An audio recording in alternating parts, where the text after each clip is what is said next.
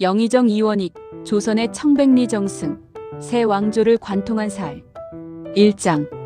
왕손으로 태어나다.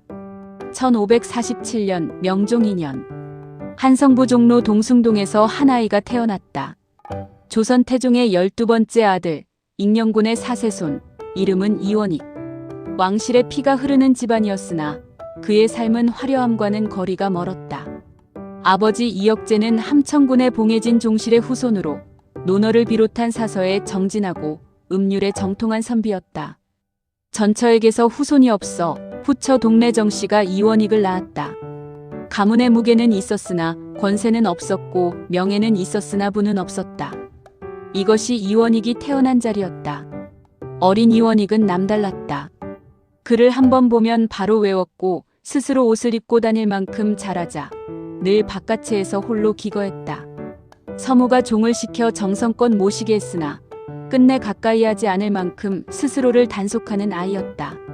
사람들과 어울리기보다 혼자 앉아 책을 읽었고 문을 닫으면 먼지가 방에 가득할 만큼 조용히 지냈다. 그러나 청년 시절의 이원익은 의외로 호방한 면도 있었다. 집이 낙산 아래 있었는데 번번이 산에 올라 거문고를 타고 노래를 불렀다. 옛사람의 가사를 소리 높여 읊으면 절로 곡조에 맞았다. 때로는 삼각산 백운대에 개성선거산에 금강산과 묘향산까지 홀로 훌쩍 떠나 산수를 즐겼다. 아직 세상의 무게를 알기 전 젊음의 시절이었다. 18세에 진사시에 합격하고 23세에 과거 문과에 급제했다. 율곡 이이의 눈에 띄기 전까지만 해도 그는 그저 뛰어나지만 아직 세상에 알려지지 않은 젊은 관료였다. 2장. 율곡이 알아보고 유성룡이 감탄하다. 과거 급제 후 이원익은 승문원, 봉상시, 군기사 등을 거치며 관직 생활을 시작했다. 그런데 그의 진가가 처음 드러난 것은 28세 황해도 도사로 부임했을 때였다. 당시 황해도는 감사가 잇따라 4명이나 바뀌면서 처리하지 못한 문서가 산더미처럼 쌓여 있었다. 이원익은 그 복잡한 사무들을 능숙하게 처리해 넉넉히 남은 힘이 있을 정도였다. 당시 황해도 관찰사는 율곡 이이였다.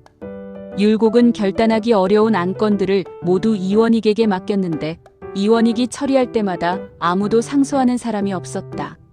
공정하고 정확했기 때문이다. 율곡은 이원익의 됨됨이를 눈여겨보고 중앙관직에 추천했고 이원익은 그렇게 서울로 돌아왔다. 중앙에서도 그의 명성은 퍼졌다. 30세에 사간원 정원이 되었을 때 의정부에서 인사기록을 보고 이런 말이 나왔다. 영특한 재능이 있으면서도 이제야 비로소 중요직에 통하였으니 마음을 고요하게 지키는 사람일 것이다. 유성룡과의 인연도 이 무렵이다. 하루는 유성룡이 이원익의 거처를 방문했다가 문을 닫고 홀로 앉아 먼지가 가득한 방에서 공부하는 이원익의 모습을 보고 크게 감탄했다. 당대 최고의 학자가 알아본 것이다. 그 인연은 이후 임진왜란이라는 국가위기 속에서도 이어진다. 36세에 홍문관 은교를 거쳐 37세에 승정원 우부승지가 되었다. 그런데 바로 이 자리에서 이원익의 성품이 가장 극적으로 드러나는 사건이 벌어진다.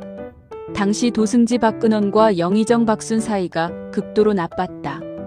그 불화의 불똥이 승정원에 튀어 승정원이 임금의 총명을 가린다는 탄핵이 일었다.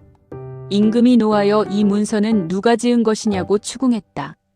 동료들은 서로 책임을 떠넘기려 했다. 그러나 이원익은 단호했다. 동료에게 죄를 돌아가게 하여 나머지만 모면할 생각은 신들이 차마 할 수 없습니다. 두세 번 거듭 명해도 끝내 대답하지 않으니 임금이 승정원 전원을 내쳤다. 파직이었다. 이듬해에는 부친상까지 당해 3년간 염여살이를 했다. 파직과 복상으로 5년이 흘렀다.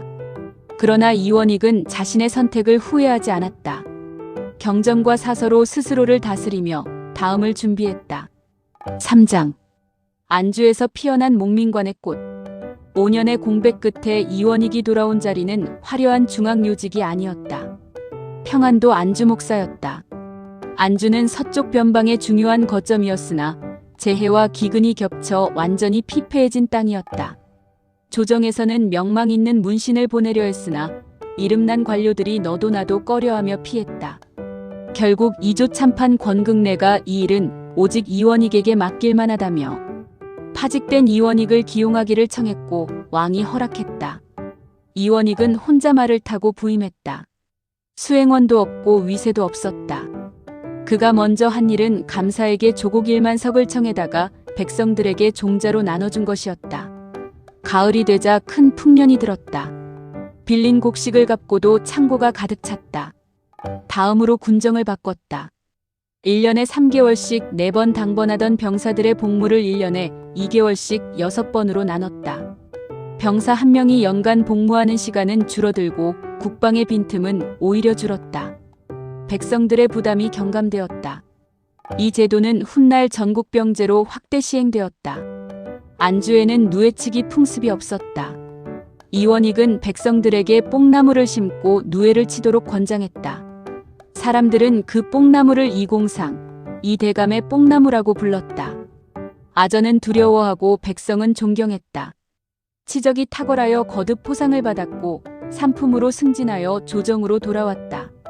훗날 사람들이 정승 이원익을 말할 때 그 기초는 바로 안주에서 닦인 것이었다.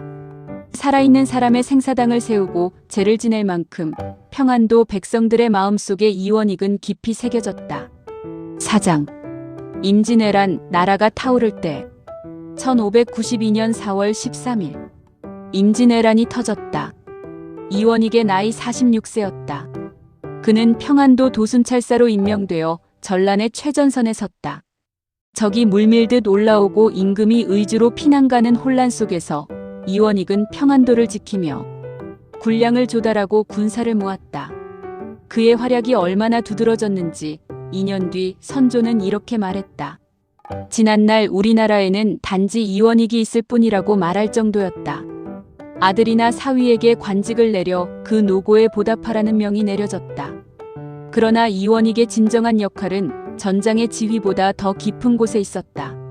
많은 대신들이 이순신을 모함하고 원균으로 교체하기를 주장할 때 이원익은 유성룡과 함께 이순신을 끝까지 옹호했다. 경상도의 많은 장수들 중에서 이순신이 가장 뛰어나다. 그를 교체하면 모든 일이 잘못될 것이다.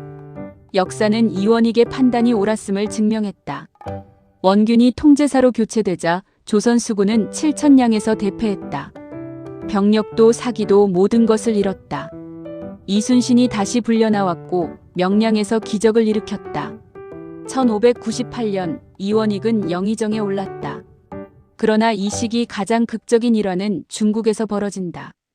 명나라 주사 주재관 정응태라는 자가 경리양호를 모함하고 나아가 조선이 외적에게 편들었다는 황당한 무고를 명나라 황제에게 올렸다. 심지어 이원익을 하옥하고 케어물으라고까지 했다. 조정은 발칵 뒤집혔다. 이원익은 자청했다. 영의정은 90세 노모가 있으니 보낼 수 없습니다. 유성룡은 외방에 있으니 신이 노고가 심하더라도 대신 가겠습니다. 그는 압록강을 넘어 연경으로 향했다. 정응태의 방해 공작이 뒤따랐다. 밤에 부하들을 보내 이원익의 행렬을 막으며 돌아가라고 압박했다. 이원익은 물러서지 않았다. 우리는 국왕의 명을 받들고 가는 길이다. 중도에서 막는 것은 임금의 명을 막는 것이다. 너희가 우리를 묶어 끌고 갈 수는 있겠으나 우리는 국왕에게 변명할 말이 있다. 막아서던 장관들이 물러났다. 연경에서 이원익은 육부와 도어사의 아문을 돌며 직접 항의했다. 통정사 정문에서는 머리로 바닥을 찧어 피를 흘리며 강로고위 대신가 나오기를 기다렸다. 끝내 완전한 성과를 거두지는 못했으나 조선의 결백을 주장하는데 온몸을 던졌다. 귀국한 이원익에게 선조는 위로와 칭찬을 아끼지 않았다. 5장 광해군의 시대 원칙을 지키다. 1608년 선조가 승하하고 광해군이 즉위했다. 이원익은 영의정으로서 새 임금을 보필했다. 그러나 광해군의 치세는 점점 어두워졌다. 임해군 처형, 영창대군 사사, 임목대비 폐비. 정권의 핵심 이이첨 일파는 왕실을 피로 물들였다. 많은 신하들이 침묵했다. 이원익은 다시 홀로 섰다. 임목대비를 폐하려는 움직임이 일자 이원익은 광해군에게 직접 상소장을 올렸다. 자전께 효성을 다하소서. 광해군이 크게 노했다. 내가 효성을 다하지 못한 일이 없는데 이원익이 어찌 감히 근거 없는 말로 임금의 죄안을 만들 수 있단 말인가. 이원익은 강원도 홍천으로 유배되었다. 그의 나이 69세였다. 이원익이 유배지에서 살아간 방식은 그의 됨됨이를 단적으로 보여준다. 돗자리를 손수 짜서 생계를 이었다. 하루는 친구가 찾아와 왜 그런 천한 일을 하느냐고 타박했다. 이원익은 껄껄 웃으며 답했다. 글과 친하려니 이미 노후에 다다랐고 바둑이나 풍류는 한가한 악습이라 즐기지 못하네. 그러나 이 일은 100가지 잡념이 가라앉고 더구나 생활의 보탬이 되니 이보다 더 즐거운 일이 어디 있겠나. 결국 역사는 이원익의 손을 들어주었다. 1623년 인조 반정으로 광해군이 폐위되었다. 새 임금 인조가 가장 먼저 찾은 사람이 이원익이었다. 6장 여섯 번째 영의정 그리고 광해를 살리다. 77세의 이원익이 다시 영의정 자리에 올랐다. 다섯 번째였다. 2년 뒤에는 여섯 번째 영의정이 되었다. 반정 이후 서인이 집권하면서 광해군을 처형하자는 주장이 강하게 일었다. 광해군 치세에 온갖 악행이 있었으니 당연한 목소리였다. 그런데 이원익이 나섰다. 광해군을 처형할 경우 광해군 때 영의정을 지낸 신부터 처벌하시오. 단 한마디로 상황이 뒤집혔다. 광해군 시절 조정에 있었던 수많은 신하들의 목숨이 걸린 문제였다. 이원익의 말은 단순한 탄원이 아니었다. 전임 왕을 처형하는 선례가 만들어지면 그 죄를 함께 뒤집었을 수많은 사람들이 생긴다. 중종 때 연산군을 모셨던 신하들이 대거 척결된 전례가 있었다. 이원익은 그것을 막았다. 광해군은 처형 대신 제주도 유배로 목숨을 건졌고 수많은 신하들도 살아남았다. 이원익은 공적인 자리에서는 원칙의 사람이었지만 개인에게는 한없이 관대했다. 사적인 일에는 부드럽고 공적인 일에는 용기 있는 대인이었다. 인조는 그를 극진히 예우했다. 나이 드신 것을 배려해 궤장을 하사했다. 흰요와 흰옷도 내렸다. 청렴한 삶을 표창한 것이다. 7장 두억한 초가집에서 눈을 감다. 여섯 번 영의정 총 6년 5개월 새 임금을 섬기며 나라의 중심을 붙잡은 사람. 그 사람의 집은 두억 칸짜리 오막살이 초가집이었다. 효종이 세자 시절 이원익의 거처를 지나다가 그 광경을 목격했다. 곧 쓰러질 듯한 오두막집에서 쭈그리고 앉아 자리를 짜고 있는 이원익. 조선 최고 권좌에 6번이나 오른 사람의 현실이었다. 세자는 말없이 눈물만 흘렸다고 전한다. 사람들과 어울리기를 좋아하지 않았고 공적인 일이 아니면 외출도 하지 않았다. 아침 저녁 끼니를 걱정할 만큼 공궁했으나 그것을 부끄러워하지 않았다. 당대의 성리학자들이 말하는 청빈, 이원익은 그것을 삶으로 살아낸 사람이었다. 늙어 직무를 맡을 수 없게 되자 바로 사직하고 고향 광명으로 돌아갔다. 비바람도 가리지 못하는 초가집에서 떨어진 갓에 베옷을 입고 지냈다. 보는 이들이 그가 재상인 줄 알지 못했다. 1634년 1월 29일 이원익이 세상을 떠났다. 향년 88세. 부음을 들은 인조가 탄식했다. 정승 노릇 40년에 그토록 가난했단 말이냐. 눈물을 글썽이며 관을 짤 나무와 장례 비용을 내려보냈다. 그것이 조선 최고의 재상에게 임금이 내린 마지막 선물이었다. 시호는 문충. 글로써 충성을 다했다는 뜻이다. 인조의 묘정에 배양되었고 시흥 충현서원에 제양되었다. 경기도 광명 서독산 기승 남양, 부인 영일정 씨와 나란히 쌍분으로 묻혔다. 이원익은 권력을 가졌으나 그것을 자신을 위해 쓰지 않았고 원칙을 지켰으나 그것이 사람을 해치지 않도록 했으며 가난 속에서도 그것을 수치로 여기지 않았다. 조선 500년을 통틀어 이원익만큼 청렴과 능력과 용기를 동시에 갖춘 재상을 찾기는 쉽지 않다. 그는 새 왕조 선조 광해군, 인조를 관통하며 나라가 흔들릴 때마다 중심을 잡았다.